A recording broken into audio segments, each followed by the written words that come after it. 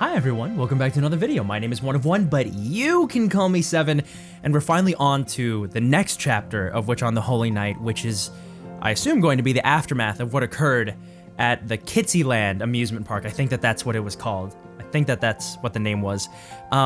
They made it out together, Aoko and Shizuki, and now they sort of have this like mutual respect. Well, okay, Aoko now is like, I'm not gonna kill you, but Alice is here, and she's like, hey, who are you to decide that we are going to leave this witness to our magecraft alive? Which is sick. I gotta shout out, I think the name is Habenyan42069. Great name.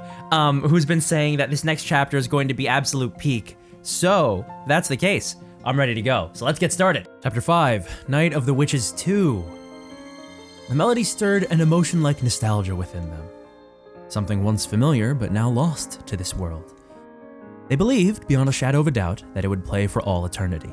From opening stanza to final coda, it was a mysterious siren song, merry yet longing, that heralded a return from dreams to reality. Oh, this thing is familiar, but I don't know why. The night shook, a song was spun. Now their lost paradise was unearthed. Abandoned dreams, forsaken idols, they all responded to the cry of the blue cat. The name of that bell was Diddle Diddle, Banquet of the Night. Oh, right! She's the one, and of course the song is familiar too. Alice sings this song when she does magic, I guess, like the cat on the fiddle, something, jumped over the moon, I don't know, something like that. All fables made possible, all marvels made real, by the magecraft of Alice Konji, more magical than magic itself. Oh, is this a way that she's casting her magic? How selfish of you. Is that something you can really decide on your own, Aoko? Alice sat perched atop the clock tower like a black bird of ill omen. She smoothed the ruffles of her skirt as if she were preening. Yeah, there was tension in Aoko's voice as she lifted her head. The calm atmosphere from a moment prior had long since been shooed away by Alice's gaze. That girl. I've seen her somewhere before. Sojiro searched his hazy memory. He could not clearly make out her face at this distance, but he was sure he had seen her around town a number of times. Where and when eluded him, however, as the tension in the air kept him from connecting all the dots. Well, isn't this a turn of events? I didn't know you cared so much, Alice. I thought you were going to leave tonight to me.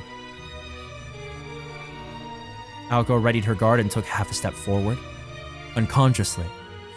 From an objective standpoint, it almost looked as though she were protecting the figure beside her. Alice's silence grew ever heavier. Her eyes, fixed on the ground below her, were devoid of emotion. An indescribable sense of dread and pressure laid claim over the plaza. A bell? If he strained his ears, he could make out the faint ringing of a bell echoing in the distance.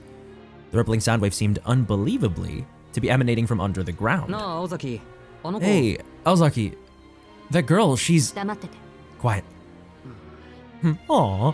Sojiro stepped back, trying to stay out of the way. Oh, poor guy, look at him. It was as though he'd been told to go to hell for the crime of asking if the girl was Aoko's friend. I wouldn't go as far as to say I cared. I simply had a feeling something might be wrong and came to check. It's not as though I had any doubts regarding your ability to handle the job. Much appreciated. It would have been nice if you had thought to come check just a bit earlier, though. As you can see, things seem to have worked themselves out. It's late, so don't let me keep you, Alice, since you have no doubts about my ability, right? Their eyes locked on one another. Alice's stare was uncomfortably cold. Aoko's was bold, daring Alice to air her complaints. I think I've changed my mind. I'm here now, so why don't the two of us go home? That's more your style anyway, Aoko. You can tell me all about your adventures with a puppet on the way. What's that supposed to mean? Go home, Alice. Shut yourself in your room and make some more of your worthless birds. Okay, so we have been told that they don't like each other, but I guess this is really kind of an example of that. Because we haven't seen their dynamic be hostile until now. A disappointed sigh escaped Alice's delicate lips. It seemed that the black-clad girl was more astonished than angry. Aoko, I hate to say this, but... Seriously? Quietly, Alice questioned her roommate of nearly 2 years. You surprised me. Did you not say we would protect our secret together? Are you still having trouble letting go of the other side? Or has compassion taken hold of you? Not at all. This isn't compassion. I just feel like doing it this way. No plan survives contact with the enemy, you know that. The same goes for my mood. Besides, who goes out of her way to keep a promise she made forever ago? A little old-fashioned if you ask me. The proverbial knives were out now. No quarter was given nor taken. Sadly, their partnership was one of convenience and had not reached the level of mutual understanding. Their version of friendship was both delicate and unique. When a conflict of opinion arose, each would refuse to budge until the other crumbled. Neither was concerned for the other's plight, and at least for now, that was how they liked it. You know, I've come to accept stupid outbursts like that from you. Once again, she let out a sigh, even larger than the one before. Why don't we save this argument for later? I can make him disappear on my own. Finally, she struck straight to the point. As if making to move a chess piece, Alice lifted her slender finger. That's a big fork. That's a pretty big fork. It's a pretty large fork, guys. Gotta say it. Even this simple action seemed mysterious to Sojiro, the same boy who had been hunted by his classmate Aoko Aozaki and borne witness to an automaton. Aoko's violence and an animated doll, though perhaps far beyond the realm of logic, both these things were derived from reality. As surprised as he had been, there was no need to think of them as total mysteries. However, when the thing appeared out of thin air from a seemingly unrelated gesture, he had no word for it besides mysterious. Sojiro stood motionless, captivated by the stage performer's magic trick, as the girl's single-finger magecraft turned into an attack directed at him. A blue light flew from the side to repel it, annihilating it without a trace. Whoa! Oh, crap. Aoko immediately regretted her reflexive shot. She's only down to one bullet now, too. I think that's what that animation was meant to show us. Uh-oh.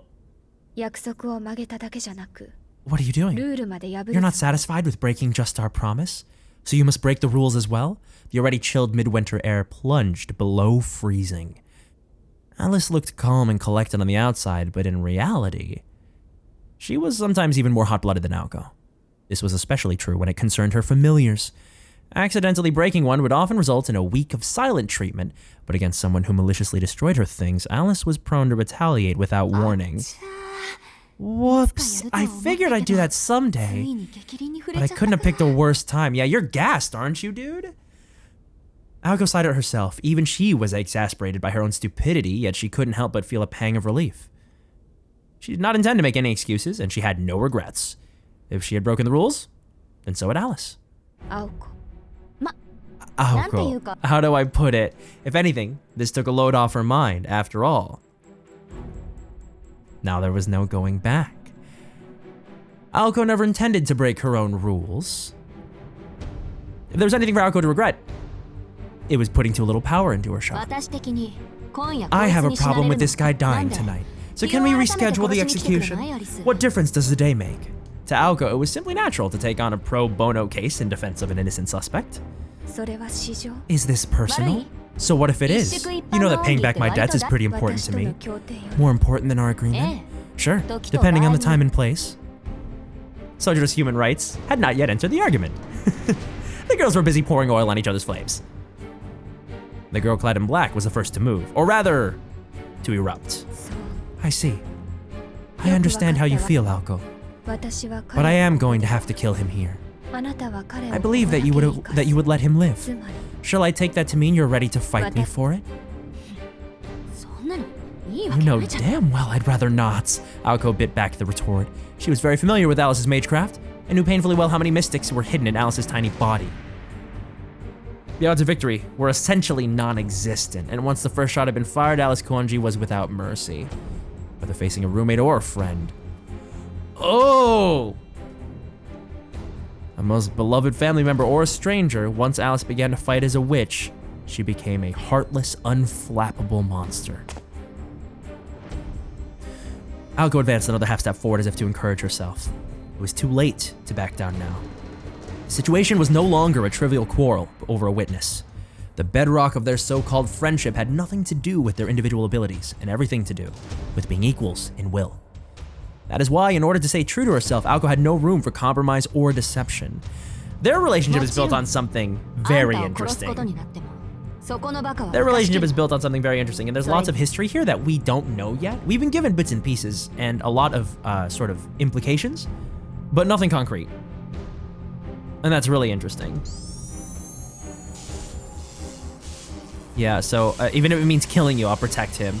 Her magic circuits howled as they kicked into gear. Her body, which had mostly been dormant during the battle with the puppet, ignited, preparing to demonstrate its true worth. We were going to end up killing each other in the end anyway. Her courage overpowered any fear she had for her opponents. That's a lot of shots. Never mind, I guess she's not out of it. Man, she's kind of got it like that. Tuning her body, her magic circuits, to become like the barrel of a gun, Aoko fired a magic bullet. It was an exceedingly basic magecraft formula. There was no nature interference, no creating of wind, parting of water, nor hastening of decay. It was simply the process of converting the imaginary activity known as magical energy into something real before releasing it as heat. Thus, Aoko's destructive power was equal to her supply of magical energy. Oh, it's like, what's it called? Zoltrak from, I mean, it's not the same thing at all, but like it's the same vibe from Frieren. The magic bullets she had used against Sojiro were among the most basic single-action magecraft that did not require an incantation. At her present ability, Aoko's main mode of attack, her magic bullet, could be fired at 3 levels of power. These were at the 2nd level. This required a double-action magecraft, a casting through activation of her crest, combined with a simplified incantation. Big one! Big ol' shots. She just absolutely eats it. However, without blinking, Alice dispersed the shot that Aoko had mustered all of her spirits of fire. Dude, it's like she really has like a gun with like sights on it. Look at him in the back there, look at that dumb little idiot. Aoko tutted in frustration. A swift sneak attack that used a simplified incantation would not be enough to break Alice's guard. Stiff as ever, I see. Don't you think that shell is making you complacent? Aoko provoked Alice in order to disguise her own lack of composure. Somehow, Alice seemed delighted by Aoko's bravado. I suppose this is what they call fighting words. I've never fought to the death for such a trivial reason. I'm really shocked. Humans are such conceited creatures. Alice giggled. Smiling with heartfelt amazement, Alice gestured her left hand toward the earth. Hey man, are we gonna have dinner together? This is a lot of cutlery. Zap, zap, zap, zap, zap, stab, stab, stab, stab, stab. Countless utensils shot out from underneath the cobblestones paving the plaza. All right, get back, Shizuki. She grabbed his hand as she shouted, jumping backward before he even had a chance to respond. As if they had wills of their own, the utensils that had suddenly appeared from the ground gave chase. As the barrier of spears grew around them, Aoko and Sojiro put some distance between themselves and the clock tower. That all you've got? Just under 30 feet stood between them and Alice. The lethal weapons that had crumbled the stone beneath them fell short of what Aoko had anticipated. They now encircled the clock tower, making the scene look like the burning of a witch at the stake. Isn't this backwards? You'd expect the spears to try and stop us from escaping. The path behind them was safe. If they wanted, they could try to make a break for the main gate and escape. Are you sure about this, Alice? Sorry, but if you're going to let me escape, I'm not going to pass the chance up. If you could just make it back to town, it would be Aoko's win. All she wanted to do was let Sojiro get away for the night. So if she could get him back to the city, it would be, for the most part, mission accomplished. What's that? What? Or so she had thought. Without even offering a glance at her targets below, Alice carefully and lovingly pulled out a bottle from her pocket. A green flask? Wait, that's... Damn it! Fire! And then... Uh-oh. Well, this is concerning. Her shot was deflected with ease. Gone was Aoko's earlier bravado. It was only natural. Aoko had indeed grown as a mage over the last 2 years of study. Her studies had progressed well, and she'd more or less gotten a grasp on her roommate's tendencies and abilities. This had made her conceited enough to believe that under favorable circumstances, she'd be able to show Alice a thing or two in a fight. Alice uncorked the magical bottle. A gentle breeze caressed her cheek. Diddle Diddle fled as a new player stepped onto the stage. But from where would it enter? The sound of footsteps, a nostalgic parade, approached. Did I just hear a bass like... Oh dear. Oh, what is this? This looks cool though, actually. Is she? Whoa, is she repowering the whole park? No way. What emerged was a miracle that Aoko Ozaki, an apprentice mage, had never witnessed. This music is sick, by the way. The dead came to life. The inanimate awakened. The woods were enveloped by the mists. Fire-breathing lizards lurked in the swamps. Puppets made merry at midnight. Alice Konji's slender fingers had transfigured the entirety of the park, as if gently stroking the back of an elderly cat. Very well. Let us play pretend, Aoko. Is it back to its former, that's what I was gonna say, its former glory? For one night, the wasteland of dashed hopes and dreams was restored to its former glory. It was an immortal monster ready to devour reality. A dark fairy tale that, once unleashed, would never let its prey escape. Run if you dare. Oh god, the single eye is so scary. I don't believe you'll get far, but if you can survive the night, I'll concede this round to you. Her declaration marked the start of a desperate battle. The witch in black laughed at her friend, her musical mirth filled with affection, sadness, and innocent delight. Oh dear me, I don't know what this means. Faded glory returned to Kitsy Land. The neon glow of innumerable lights illuminated the night. Speakers filled the air with the sound of vinyl music. Merry-go-rounds, small and large, whirled round and round. All in all, it made for a mind-bending spectacle. It was certainly possible to power the facilities by transmuting magical energy into electrical via alchemy.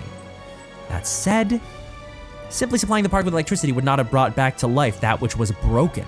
The young woman did this not by mixing chemicals into a compound, but by melting down divine providence into a witch's brew. Okay. This is bad. I've seen her ploys, and this one is something completely new. Oh man, they've got so many names for things. What, ploys? What was the other one that she said? Mystics in her body? Then there's also familiars. That's an incantation. Stifling her anxiety, Aoko fired up the crest on her right arm. If magic circuits were a mage's engine, then their crest was software that assisted their magecraft. If magic circuits were a mage's engine, then their crest was software that, okay, I just gotta remember all this stuff. For the fledgling mage Aoko, this was her trump card. All she had to do was supply magical energy to her crest-based formula.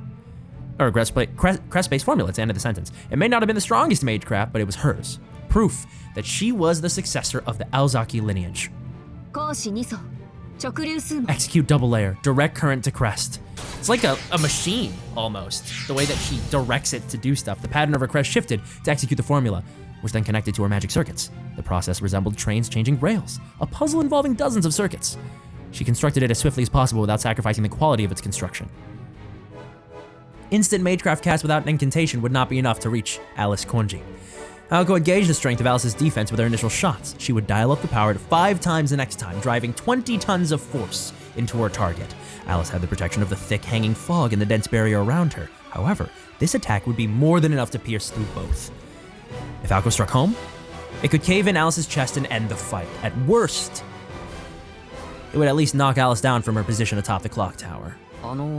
Hey, I have a question. As always, there was one guy who spoiled the deadly tension, pulling Aoko out of killer mode. Sojiro had been looking back and forth between Aoko and Alice in confusion. What's going on now? He said it like he might ask for directions to the train station.